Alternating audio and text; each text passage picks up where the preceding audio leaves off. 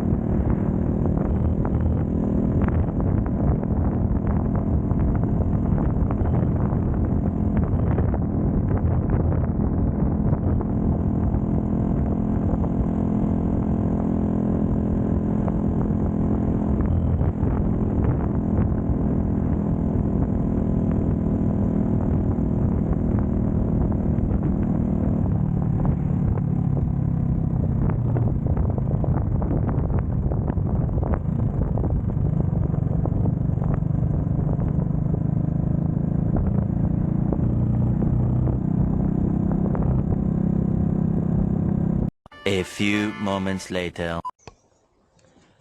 Well folks, I call that a success. First ride out.